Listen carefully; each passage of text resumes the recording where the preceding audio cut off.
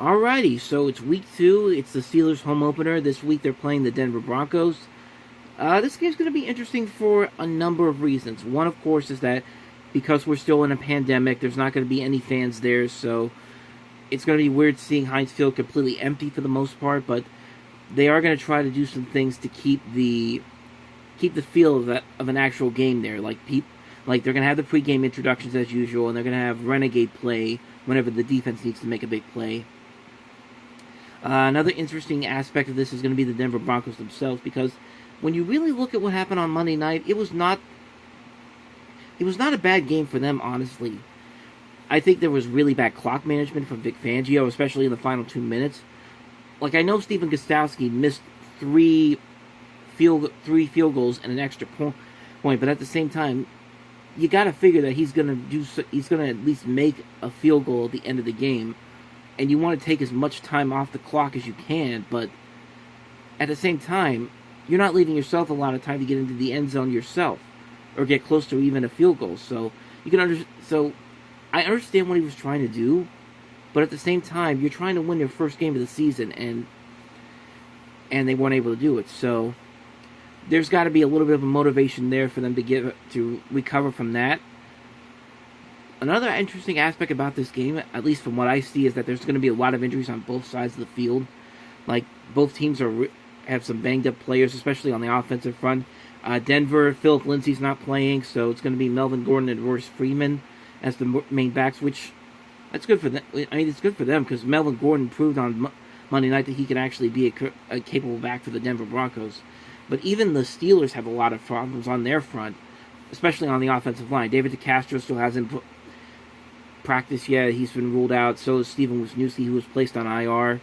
Zach Banner's out for the season with the torn ACL. So you've got Kevin Dodson, the rookie, coming in for his first start. And I don't know what they're going to do about the second O-line guy. They got some guys in the last week. Gerald Hawkins, they got from Houston.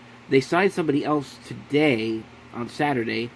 And then they've got Derwin Gray, somebody on their practice squad. So maybe they'll make his debut there too. But it's going to be interesting there. But the good news is it looks like everybody else should be in good shape. You got James Conner. His ankle injury, he says, is moving in the right direction, so he should be able to play. So should Deontay Johnson, Marquise Pouncey, Juju Smith-Schuster, Stephon Tuitt, Al Villanueva. They all practiced after not being participants on Wednesday, so they should be good to go on Sunday. Now comes the question of the game itself, and I think the Steelers will win it, but I think the Broncos will make it a closer fight than it actually is. I think the Denver Broncos actually have a lot of improvements to them that they had in previous years, and for Drew Lock, this could be a chance to prove to everybody that he's for real and this team is for real. But at the same time, the Broncos don't usually have as much success here in Pittsburgh than they do in Denver. The last time they were here, they lost when they had Brock Osweiler as the starter, even though they were leading that game. They, even 18 years before that, 1997, the year the Broncos won the Super Bowl, the Steelers beat them with Cordell Stewart and Jerome Bettis. The last time the Broncos beat the Steelers was back in 2006, the last year Bill Cowher was the head coach of the Steelers. So there's a lot here in this game to be really invested in. Like I said, I think the Denver Broncos will make it a closer fight than I think a lot of people are expecting it to be. I know all the experts are picking Pittsburgh to win this, and I'm picking Pittsburgh as well. I think they should be able to win this game, but I think it's going to be a much closer fight than I think we're all expecting it to be, because I think Monday night proved that the Denver Broncos can be a capable force. I don't know if they're going to be a playoff contender this year, but Drew Lock shows a lot of potential. There's a good young receiving core there. Jerry Jeudy, KJ Hamler, Cortland Sutton, who's one of the who didn't play on Monday night. It's a game time decision for him. So if he plays, he could probably do some damage there. But yeah, for the most part, I think the Steelers will win. I think the Broncos will make it a closer fight than people expect it to be. But I am picking the Steelers to win. I think they'll go 2-0. Denver will probably go 0-2. But like I said, don't be surprised if it's a closer game than most people will expect it to be, because at this point you can't really what do I want to say? You can't really assume something is going to happen just because of who's on the field or not, because the NFL sports are so unpredictable nowadays. But like I said, I think the Steelers will win this one. I think they'll go to 2-0, and I think Denver will drop to 0-2. Time now to beat the bus. And Jerome, what can I say? Getting off to a fast start is always important, right? Well, after week 1, I picked all 4 games correctly. I'm currently in first place at 4-0, but I can promise you that's not going to last too long. Jerome, you got a little bit of early ground to make up. Start with the Steelers and the Broncos. Well, I like this football game for the Steelers. I think this is a team that they can beat. They have to stop the run. I think this is going to ultimately be a one-dimensional football team. So I'm taking the Steelers to win this game. It should not be close. Solid pick for sure. Let's take a look at the picks for the week. All 3 of us have the Steelers going 2-0 on the season with a win over Denver. The FanDuel Sportsbook line as of this show taping, Steelers by 7.5. Another big spread on the Ravens-Texans game. Ravens by 7. All 3 of us picking the Ravens to win that one as well. And Sunday Night Football on Channel 11. This is going to be a good one. New England at Seattle. Jerome, we're on the same page for this one. Albie alone going with the Patriots. The FanDuel Sportsbook line, Seahawks by 4. You can check sportsbook.fanduel.com for up-to-the-minute lines. Now, final Pepsi, the official soft drink of the Pittsburgh Steelers. All right, it's time for those picks. Everyone won last week. Rich, we'll start with you. What do you think today? I think the Steelers are going to win. 28-20, I think it's closer than a lot of people think out there. I like the offense getting close to 30. I think the defense, they'll keep Drew Lock in check. Here's what concerns me. Turnovers. And that's why I hate to say it, but that's why I think this game is an 8-point game. All right, Charlie Batch. I think the Steelers dominate this game start to finish. They'll get out, put some points on the board, then ball control in the second half. Steelers win today 24-12. All right, we'll check in with Jerry beforehand, and this was his pick. He, too, likes the Steelers in today's game, 23-13, and I'm going to go a little bit bigger. I think the Steelers are going to really be pumped up for this game. No distractions, and win 31-14. And now it's time for the players to watch. Rich, you first. Thank you, JB. Here in Heinz Field, we are working our way to kick off as the Denver Broncos get ready to take on the Pittsburgh Steelers. Hello, everyone. Greg Gumbel along with Rich Gannon. Heading into week 1, everybody, especially in these parts, Rich, were wondering how Ben Roethlisberger would be coming back to action. He looked pretty good. He did look good. Not only wondering, but a little bit nervous to see how he'd fare. He got off to kind of a slow start, but really found his rhythm. I thought settled in nicely. 229 yards and 3 touchdowns. I'm certain he feels much more comfortable now that he's got that first one out of the way. And some good news for Big Ben. James Conner, who missed most of the second half last week with an ankle injury, he's going to play today. And in his absence, Benny Snell really took advantage of some extra reps. 19 carries, 113 yards in the win over the Giants. Now, for the Denver Broncos, their very young quarterback, Drew Lock, is in charge of the offense. The Broncos are hoping his time is now. He also got some good news today. Yeah, he did. And, he played well late in the season, going 4-1. And really, I think, earning the trust and respect of his teammates and the coaching staff. And, Greg, you mentioned the good news. Cortland Sutton, who was out last week with the shoulder injury, he is going to play today. He is a big physical receiver with strong hands and a huge catch radius for Lock. Boy, now for Drew Lock, what a test in store for him today as he faces a Pittsburgh defense that you just have to say it's really, really good. Yeah, and really a test for the Denver offensive line. They're going to have their hands full with 2 of the premier edge rushers in the game, Bud Dupree and T.J. Watt, combined for 26 sacks a season ago.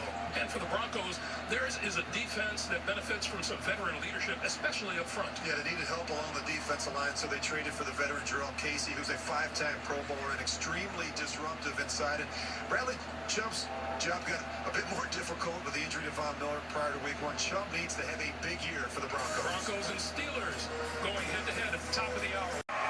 So the Steelers take a knee, and that will run out the clock, and we have played one half of football here at Heinz Field. Steelers with a 17-3 lead.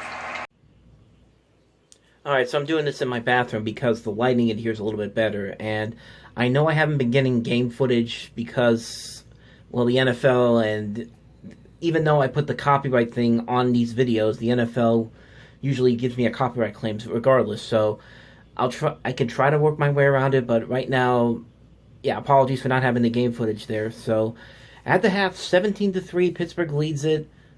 A lot of interesting things happening in this game. Drew Lock got injured, so it's Jeff Driscoll through the rest of the game. I think they said the emergency backup is Royce Freeman, the running back. And Pittsburgh's been playing pretty well today. They've had there were times where the ball has gone on over Deontay Johnson a couple of times. Trying to think of anything else of note that I think is wrong, but so far everything's been going pretty well. James Conner got a touchdown. Chase Claypool had an 84-yard touchdown, which was pretty good. And the defense, they're doing what they're doing best. They're getting interceptions. Mike Hilton got an interception on the play that injured Drew Lock. And Joe Hayden got a pick before the 2-minute warning. But, yeah, Denver's pretty banged up. It's been a very big injury day so far, not just here, but in the NFL altogether. Who else got injured? Saquon Barkley got injured in New York. Nick Bosa, Solomon Thomas, they got injured for the 49ers. Paris Campbell for the Colts got injured. Anthony Barr for the Vikings got injured. So there's a lot of injuries here. Not having a preseason really affects these injuries, and hopefully that doesn't hurt us anymore, and hopefully it doesn't hurt the Broncos anymore, because they're not going to have anybody else to finish the game at this point. But, I mean, yeah, everything's going pretty good so far for them. Let's hope they can continue to hold on to this lead. It's 17-3. They're going to get the ball to start the second half. So the hope is that they can continue to hold on to this lead, but it's the NFL. You never know what's going to happen. So let's go ahead and see what happens. See where the quarterback is, Drew Lock. They need to get him back.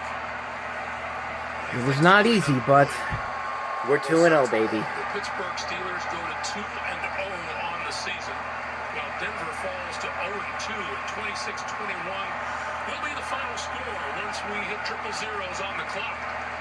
Great effort for an injury-riddled Denver Broncos team. It's a young group. Second youngest offense in football. Tip my hat to the job that Jeff Driscoll there we go. coming in.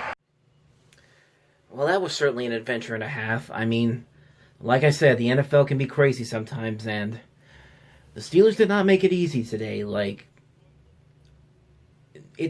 honestly, it's kind of like the typical Steeler game. I saw a tweet about it after the game, and it's pretty much that. Step 1, get an early lead. Step 2, hold on to that lead through halftime. Step 3, have a heart attack. Step 4, questionable moves. And then step 5, somehow the other team comes back into the game. And then step 6, the Steelers actually end up winning. So that's what happened. I mean, they were up 17-3, and it was close, 26-21. The Broncos had chances to get in there. And Jeff Driscoll, you got to give the guy credit. You got to give that Broncos team credit. They got so banged up on injuries, they somehow almost pulled off the win. But, yeah, Steelers won. Like I said, a lot of problems in the third half, especially in the third quarter. Like, you had the fumble by Benny Snell, and before that you had the interception by Ben Roethlisberger, and that kind of turned the game over. And they scored on the Broncos scored on those two drives. But, yeah, there was a lot of problems in the second half, which is surprising because it felt like a kind of a parallel to last week, except last week Ben didn't throw any interceptions. But, like, the Steelers started off slow, and then as the game went on, they got better and better. But this week it was like they started off great, and then they dived down a little bit in the third, and then somehow they found a way to win it in the end. So, yeah, that was a weird game. So, but anyway, at least I can happily say that the Steelers are now 2-0. They share, as of right now, because the Ravens haven't started playing yet. Texas and Ravens should be starting pretty soon, but they are currently at the top of the AFC North right now, which is not really saying much because we're just 2 weeks in, but let's see what happens. I mean, Ravens and Texans is coming up soon, and then the Texans come here to Pittsburgh next week, and the Texans is going to be an interesting one. I'm curious to see what they do here against Baltimore, and then see what happens when they come to Pittsburgh. It's going to be a very interesting matchup indeed. So, Steelers are 2-0, 26-21 is the score, and I'll see you guys for Week 3. Take care. And James Conner, my man, Good job today, man. 100 yards for him today. I forgot to say that.